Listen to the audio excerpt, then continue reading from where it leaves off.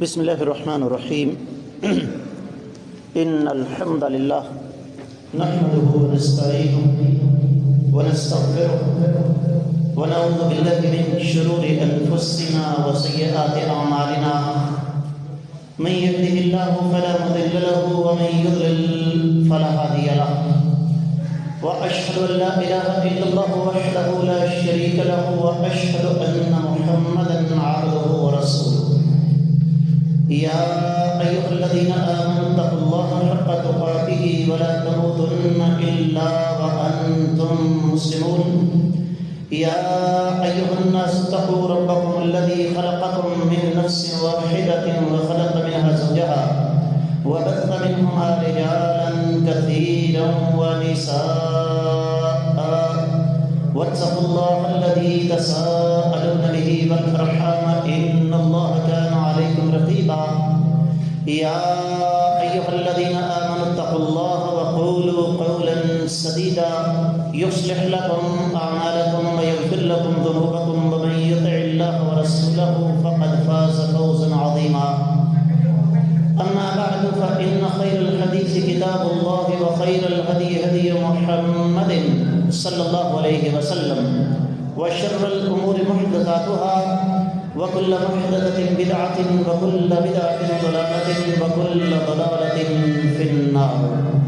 قال الله عز وجل بعد أعوذ بالله السميع العليم من الشيطان الرجيم بسم الله الرحمن الرحيم قاف والقرآن المجيد بل عجبوا أن جاءهم منذر منهم فقال الكافرون هذا شيء عجيب أإذا متنا وكنا ترابا ذلك رجع بعيد قد علمنا ما تنقص الأرض منهم وعندنا كتاب حفيظ بل كذبوا بالحق لما جاءهم فهم في أمر مريج أفلم ينظروا إلى السماء فوقهم كيف بنيناها وزيناها وما لها من فروج والأرض مددناها وألقينا فيها رواسي وأنبتنا فيها من كل زوج بهيج تبصرة وذكرى لكل عبد منيب ونزلنا من السماء ماء مباركا فأنبتنا به جنات وحب الحصيد والنخل باسقات لها طلع نضيد رزقا للعباد وأحيينا به بلدة ميتا كذلك الخروج كذبت قبلهم قوم نوح وأصحاب الرس وثمود وعاد وفرعون وإخوان لوط وأصحاب الأيكة وقوم تبع كل كذب الرسل فحق وعيد أفعينا بالخلق الأول بل هم في لبس من خلق جديد ولقد خلقنا الإنسان ونعلم ما توسوس به نفسه ونحن أقرب إليه من حبل الوريد إذ يتلقى المتلقيان عن اليمين وعن الشمال قعيد ما يلفظ من قول إلا لديه رقيب عتيد وجاءت سكرة الموت بالحق ذلك ما كنت منه تحيد ونفخ في الصور ذلك يوم الوعيد وجاءت كل نفس معها سائق وشهيد لقد كنت في غفلة من هذا فكشفنا عنك غطاءك فبصرك اليوم حديد وقال قرينه هذا ما لدي عتيد القيا في جهنم كل كفار عنيد مناع للخير معتد مريب الذي جعل مع الله إلها آخر فألقياه في العذاب الشديد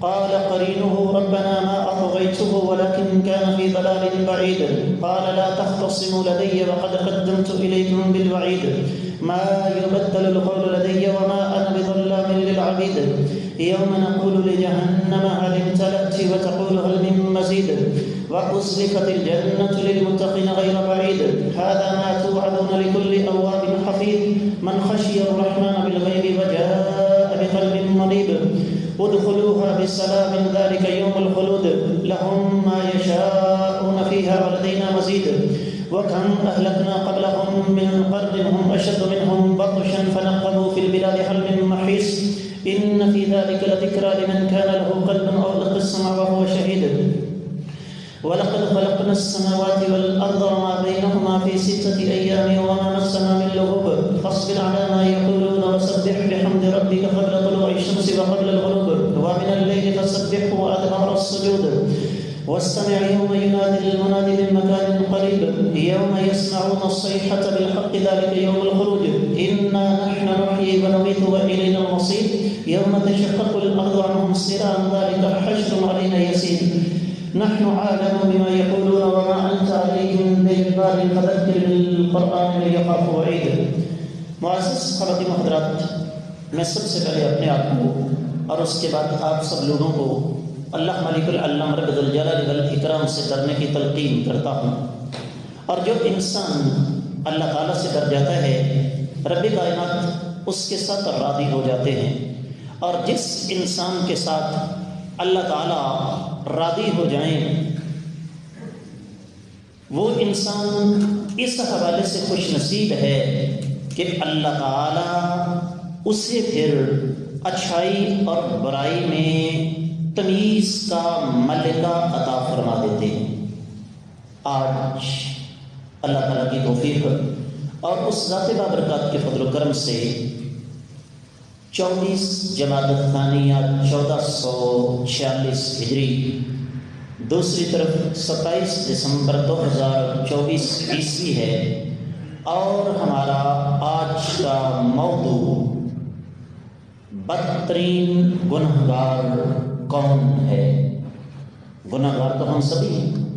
نبی کریم صلی اللہ علیہ وسلم کا فرمان کل بنی آدم خطاء، آدم کا ہر بیٹا غلطی کرنے والا ہے. حدیث کے اگلے لفظ ساتھ پڑھ دوں، وَخَيْرُ الْخَطَّائِينَ التَّوَّابُونَ، بہترین گناہگار وہ ہیں جو کثرت کے ساتھ توبہ کرتے ہیں. لیکن یہ ہمارا موضوع نہیں ہے. ہمارا موضوع کیا ہے؟ بدترین گناہگار کون ہے. اب یقیناً آپ کو سمجھ آ گئی ہوگی کہ میں نے اس موضوع کا انتخاب کیوں کیا. میری کوشش ہوتی ہے کہ ایسا موضوع منتخب کروں جو میرے لیے، آپ کے لیے ایک شیشہ ہو، ایک آئینہ ہو، جس میں ہم اپنے آپ کو دیکھیں کہ کہیں میرا شمار تو ان لوگوں میں نہیں ہوتا. ضمناً ایک بات یاد آ گئی، سیدنا عمر رضی اللہ تعالیٰ عنہ زخمی ہوئے، بدبخت ایک لعنتی نے خنجر مارے. طبیب آیا، اس نے دوائی پلائی، دوائی زخم کے راستے باہر نکل آئی. کہا امیر المومنین وصیت کر دیجئے، آپ بچ نہیں سکتے. 3 کام دیے، ان میں سے ایک کیا تھا؟ سیدنا حذیفہ رضی اللہ تعالیٰ عنہ کو بلایا، کہا تمہارے پاس نبی علیہ الصلوۃ والسلام کی ایک امانت ہے، تمہیں آقا علیہ الصلوۃ والسلام نے منافقین کے نام بتائے ہوئے ہیں، اللہ کے لیے مجھے ان کے نام بتا دو. کہا عمر یہ سوال نہ کرو، یہ امانت قبر تک میرے ساتھ جائے گی. کہا عمر حذیفہ ایسے کرو، پھر کم از کم اتنا مجھے بتا دو کہ کہیں میرا نام تو اس فہرست میں شامل نہیں. کیا کام ہو رہا ہے؟ عمر بن خطاب، جس کے بارے میں آقا علیہ السلام فرما رہے ہیں کہ عمر جس راستے سے تم گزرتے ہو سالک الشیطان فجا غیر فج کا، شیطان کو راستہ چھوڑ جاتا ہے. جن کے بارے میں آج بھی عالم کفر کے بڑے بڑے دانشور یہ بات کہنے پر مجبور ہیں کہ اگر ایک عمر اور ہو جاتا تو ساری دنیا پر اسلام کا پرچم لہرا جاتا. تو میں اور آپ، ہماری کیا اوقات ہے، ہماری کیا حیثیت ہے؟ اس لیے آج کا موضوع انتہائی زیادہ اہم ہے کہ بدترین گناہگار کون ہے. اس کی بنیاد، اس کی اساس کائنات کے امام صلی اللہ علیہ وسلم کی حدیث مبارکہ ہے، جو کہ صحیح مسلم میں 1197 1198 ہے. کائنات کے امام صلی اللہ علیہ وآلہ وسلم نے ارشاد فرمایا کل امتی معافن، میرے اللہ کا یہ اعلان ہے میری امت کے ہر شخص کو معافی مل جائے گی الا المجاہرین، مجاہرین کو معافی نہیں ملے گی. اور پھر خود ہی آقا علیہ الصلوۃ والسلام نے مجاہرون کی وضاحت فرما دی کہ وہ بدبخت ہیں کون. فرمایا وَإِنَّ مِنَ الْمُجَاهَرَةِ أَن يَعْمَلَ الرَّجُلُ بِاللَّيْلِ عَمَلًا. ایک انسان تقاضۂ بشری کے تحت جذبات کے ہاتھوں مغلوب ہو کے شیطان کے بہکاوے میں آ کے رات کو گناہ کرتا ہے. ثم يصبح وقد سترہ اللہ علیہ. صبح ہوتی ہے رب کائنات نے اس کے گناہ پر پردہ ڈالا ہوا ہے. فیقول یا فلان عملت البارحة کذا و کذا. وہ لعنتی بد نصیب بدترین گناہگار خود ڈنڈورا پیٹتا پھرتا ہے، رات میں نے یہ کیا تھا، رات میں نے یہ کیا تھا. وقد بات یسترہ ربہ ویصبح یکشف ستر اللہ عنہ. کتنا بد نصیب انسان ہے، رب کائنات نے اس کا پردہ رکھا ہوا تھا. جو پردہ اللہ نے اس کا رکھا ہوا تھا، اس بد نصیب انسان نے اس پردے کو بذات خود چاک کر دیا. رب کائنات قرآن مجید میں اس حوالے سے بہت کچھ ارشاد فرماتے ہیں، لیکن اختصار کے پیش نظر میں صرف 2 مقامات پر اکتفا کروں گا. سب سے پہلے سورۃ العنکبوت 40ویں آیت مبارکہ. رب کائنات فرماتے ہیں فَكُلًّا أَخَذْنَا بِذَنبِهِ فَمِنْهُمْ مَنْ أَرْسَلْنَا عَلَيْهِمْ حَاصِبًا وَمِنْهُمْ مَنْ أَخَذَتْهُ الصَّيْحَةُ وَمِنْهُمْ مَنْ خَسَفْنَا بِهِ الْأَرْضَ وَمِنْهُمْ مَنْ أَغْرَقْنَا وَمَا كَانَ اللَّهُ لِيَظْلِمَهُمْ وَلَكِنْ كَانُوا أَنفُسَهُمْ يَظْلِمُونَ. ہم نے سب گناہگاروں کو گرفت میں لیا. کیسے؟ کچھ پر ہم نے تیز آندھی بھیج دی، کچھ کو ایک خوفناک چیخ نے اپنی گرفت میں لے کر مار دیا، اور کچھ کو ہم نے زمین کے اندر دنسا دیا، کچھ کو ہم نے پانی کے اندر غرق کر دیا. اللہ تعالیٰ کسی پر ظلم نہیں کرتے، یہ بد نصیب انسان اپنے اوپر بذات خود ظلم کرتا ہے. دوسرا مقام سورۃ النساء 6واں پارہ. سورۃ النساء کے 6 پارے کی پہلی آیت مبارکہ. لا يحب اللہ الجہر بالسوء من القول الا من ظلم وَكَانَ اللَّهُ سَمِيعًا عَلِيمًا. رب کائنات اس بات کو پسند نہیں کرتے کہ کسی برائی کی تشہیر کی جائے. البتہ اگر کسی شخص پر ظلم ہوا ہے تو وہ ذمہ داران کو جا کر یہ بتا سکتا ہے کہ میرے ساتھ یہ زیادتی ہوئی ہے. تو بظاہر بات یہاں پر ختم ہو جاتی ہے کہ بدترین گناہگار کون ہے؟ جو اپنے گناہ کی تشہیر کرتا ہے، جو اعلانیہ گناہ کرتا ہے. گناہ کے اوپر نہ صرف یہ کہ اس کو شرمندگی نہیں ہوتی، بلکہ الٹا یہ لعنتی بد نصیب انسان اس گناہ پر فخر کرتا ہے. اب میں اور آپ ذرا اس بات کا جائزہ لیں کہ کیا ہم لوگ ایسے بد نصیبوں کے اندر شامل نہیں؟ میں ایک بات کہا کرتا ہوں کہ جب کسی معاشرے سے نیکی اور گناہ کا فرق مٹ جائے نا تو اللہ تعالیٰ اس معاشرے کو تباہ و برباد کر دیتے ہیں. ہماری صورتحال یہ ہے کہ ہم اس سے بھی 4 قدم آگے چلے گئے. ہم نے نہ صرف یہ کہ نیکی اور گناہ کا فرق ختم کر دیا، بلکہ ہم نے گناہ پر فخر کرنا شروع کر دیا. اس سے آگے جا کے ہم نے گناہ کو الٹا نیکی سمجھ لیا. بہت ساری مثالیں دے سکتا ہوں، لیکن ایک مثال دے کر بات کو آگے بڑھاتا ہوں. آپ کبھی بس میں سفر کر رہے ہوں اور بس میں موسیقی چل رہی ہو، گانے چل رہے ہوں، تو آپ ڈرائیور سے کہیں کہ یہ بند کر دو. پتہ ہے وہ کیا کہے گا آپ کو؟ کہتے جی قوالی لگا دوں. کیوں؟ اس لیے کہ ہمیں ایک سبق پڑھایا گیا کہ گانا سننا حرام ہے اور قوالی سننا کارِ ثواب ہے۔ اور دکھ کی بات یہ ہے کہ اس کی حمایت میں باقاعدہ طور پر ممبر و محراب سے یہ آوازیں بلند ہوتی ہیں۔ آپ کے فیس بک پر یقیناً وہ ویڈیو چل رہی ہے، آپ نے سنی ہوگی کہ مولوی اتنا قرآن سنا کے تو پبلک کو متاثر نہیں کر سکتا جتنا ہمارے بزرگ ڈھول بجا کے متاثر کر سکتے۔ اب جس قوم کی حالت یہ ہو کہ وہ قوالی جو کہ اللہ اور اس کے رسول صلی اللہ علیہ وسلم کی بدترین توہین ہے، اس سے نہ صرف یہ کہ گناہ نہ سمجھے بلکہ الٹا کیا سمجھے بھائیوں، ثواب سمجھے، اس قوم پر اللہ کا قہر، اللہ کا عذاب نازل ہوگا یا نہیں ہوگا؟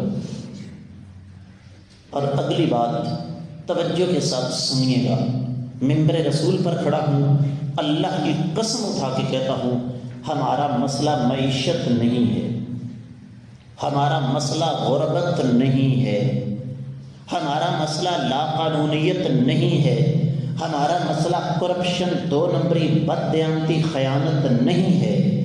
ہماری پنجابی زبان میں ایک مثال دی جاتی ہے، برے نو نہ مارو، برے دی مانو مارو۔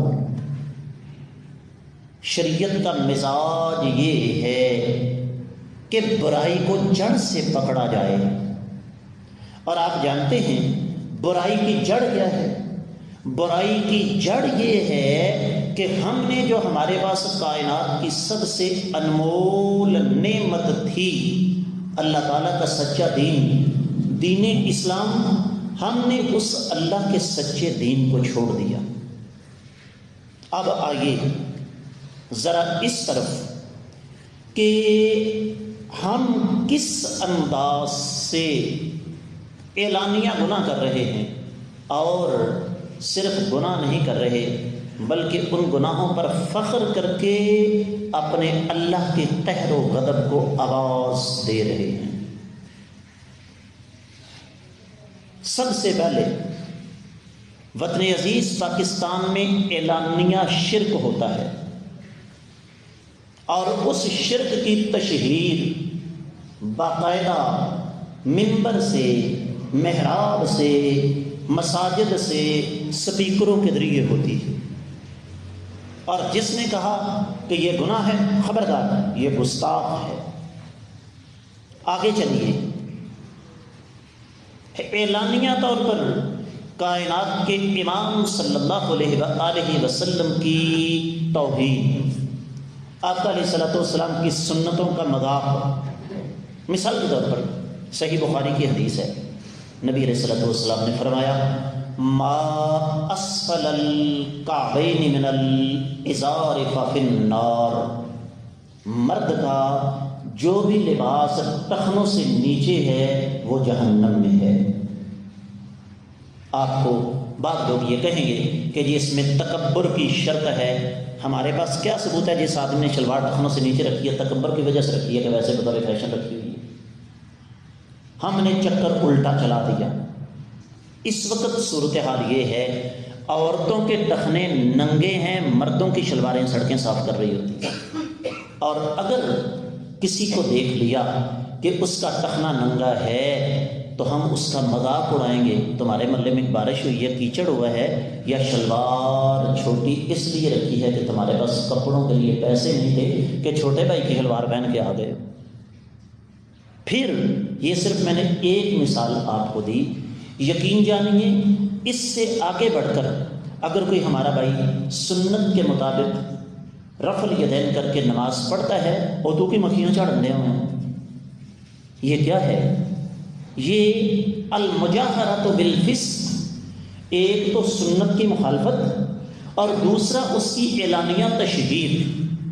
میں ایک مثال آپ کو دوں گا، صحیح حدیث میں آتا ہے نبی کریم صلی اللہ علیہ وسلم نے ایک قسم کے مردوں اور ایک قسم کی عورتوں کو لعنتی قرار دیا، اور خود اندازہ کیجئے جب نبوت کی زبان سے کسی کو لعنتی قرار دے دیا جائے ان کا حال کیا ہوگا؟ اور وہ کون ہے؟ فرمایا لعنتی ہے وہ مرد جو اپنے نیند والے کمرے، خوابگاہ، بیڈ روم کی باتیں باہر کرتا ہے۔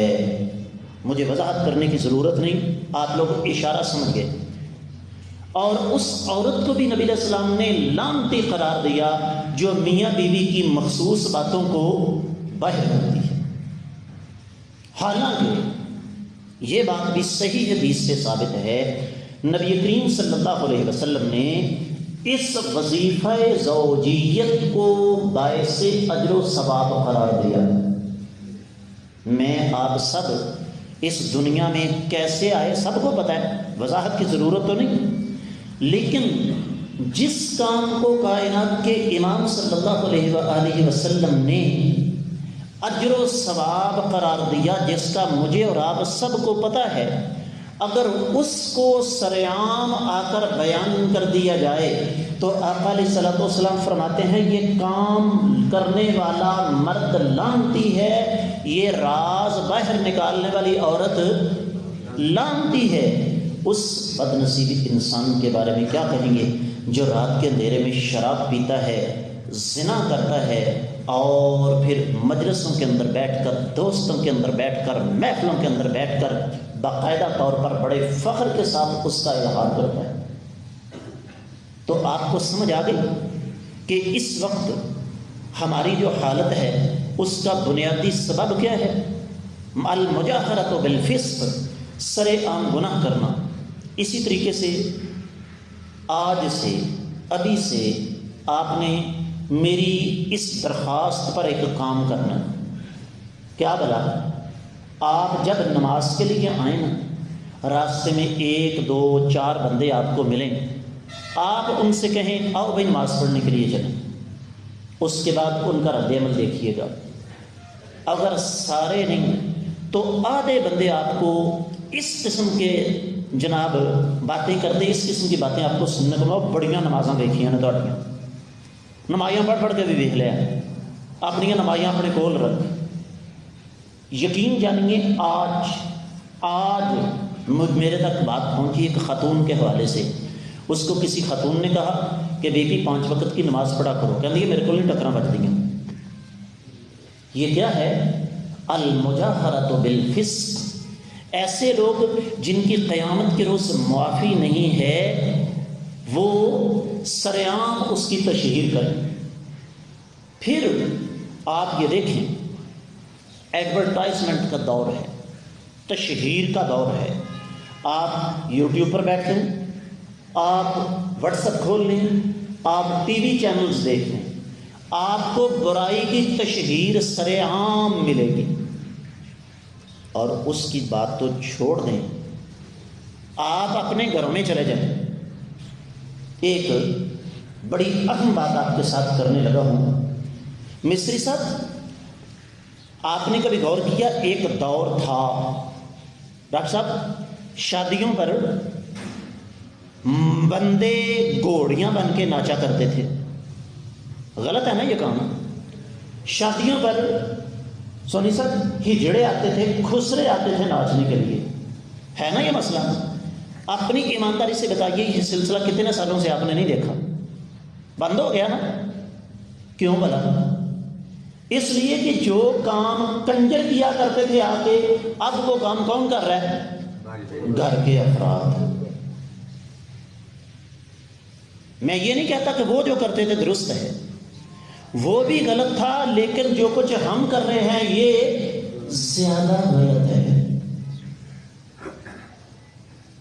اور پھر ایک ہے یہاں پہ معاملہ ختم نہیں، آپ یوٹیوب کھول کر دیکھیے، سوشل میڈیا کا آدمی ہوں، باقاعدہ طور پر اپنی جناب ہمارے دعوے کے مطابق با عزت، با عفت، با حیا اور نیک بیٹیوں کی باقاعدہ مہندی کی، مائیوں کی، بارات کی، ولیمے کی موویاں بنتی ہیں ڈانس کی، اور وہ موویاں بڑے فخر کے ساتھ سوشل میڈیا پر ڈالی جاتی ہیں۔ بڑی دردناک بات کرنے لگا ہوں۔ کیا خیال ہے جی؟ امام بخاری، امام مسلم، ابن تیمیہ، امام ترمذی، امام نسائی، ابن القیم، صلاح الدین ایوبی، محمود غزنوی، احمد شاہ ابدالی، یہ جو بڑے بڑے نام ہیں، ملک صاحب زمین سے تو نہیں اگے تھے، آسمان سے تو نہیں ٹپکے تھے، انسانوں میں سے تھے نا۔ آج ہمیں ایسا کوئی نام نظر کیوں نہیں آتا؟ کبھی آپ نے اس بات پہ غور کیا؟ اس کی وجہ جملہ نوٹ کیجئے گا، آج وہ کھیتیاں بنجر ہو چکی ہیں جن کھیتیوں میں ان لوگوں کی فصل اگا کرتی تھی۔ میں نے بذات خود میرے نوٹس میں یہ چیزیں موجود ہیں، 4 5 بچوں کی مائیں، یہاں تک کہ پوتوں نواسوں والی، پنجابی میں کہتے ہیں بھائی رسی والے کھان رہی ہے، پوتوں نواسوں والی اپنے پوتے پڑپوتے کی شادی پر باقاعدہ ڈانس کر رہی ہوتی ہیں، مووی بن رہی ہوتی ہے، اور وہ مووی باقاعدہ طور پر اس کی تشہیر ہو رہی ہوتی ہے۔ حدیث نہ بھولیے گا، میرے آقا علیہ الصلوۃ والسلام نے کیا فرمایا؟ کل امتی معافی، میری امت کے ہر گناہ گار کو اللہ تعالیٰ بخش دیں گے، الا المجاہرون، جو بدبخت، لعنتی، بد نصیب سریعان گناہ کرتے ہیں اور ان گناہوں پر فخر کرتے ہیں، ان کے لیے معافی والا کوئی کھاتا نہیں۔ یہ ہیں بدترین گناہ گار۔ اور پھر یہیں پہ بس نہیں ہے، کائنات کے امام صلی اللہ علیہ وسلم کی حدیث ہے، صحیح بخاری اور صحیح مسلم میں آپ نے فرمایا لَتَتَّبِعُنَّ سَنَنَ مَنْ كَانَ قَبْلَكُمْ، جو لوگ تم سے پہلے گزر گئے ہیں تم ضرور ان کے نقش قدم پر چلو گے، شبرن بشبرن وذراعن بذراع، جس طرح ایک بلش دوسری بلش کے برابر ہو جاتی ہے اور ایک ہاتھ دوسرے ہاتھ کے برابر ہو جاتا ہے، بالکل اسی طریقے تم ایسے ہی ہو جاؤ۔ فرمایا حتی لو دخلوا فی جحر دب لاتبعتموہم، یہاں تک کہ اگر وہ سانپ کی بل کے اندر گھسیں گے، گو کی بل کے اندر گھسیں گے، تم ان کے پیچھے گھس جاؤ گے۔ صحابہ کرام نے پوچھا اے اللہ کے رسول صلی اللہ علیہ وسلم، آپ جن سابقہ امتوں کی بات کر رہے ہیں، آپ جن سابقہ لوگوں کی بات کر رہے ہیں، اس سے مراد یہود و نصارہ ہیں؟ تو فرمایا اور کون ہیں؟ اقبال بہت پہلے کہہ گیا، ودا میں تم ہو نصارہ تو تمدن میں ہنود، یہ مسلمان ہیں جن کو دیکھ کے شرمائیں یہود۔ ایک مثال دے کر بات آگے بڑھاتا ہوں۔ مولوی کو برا کہہ لو، میں جانتا ہوں میری باتیں بہت تلخ ہیں، لیکن میں ایک سوال کرتا ہوں، کیا میری آپ کی بچوں کی شادیاں اس قابل ہیں کہ ان شادیوں میں کائنات کے امام صلی اللہ علیہ وسلم شرکت کر سکیں؟ کیا میرے گھر کا ماحول اس قسم کا ہے کہ اگر آج کائنات کے امام صلی اللہ علیہ وسلم زندہ ہوتے، 2 دن 4 دن 10 دن ہمارے مہمان ٹھہر جاتے؟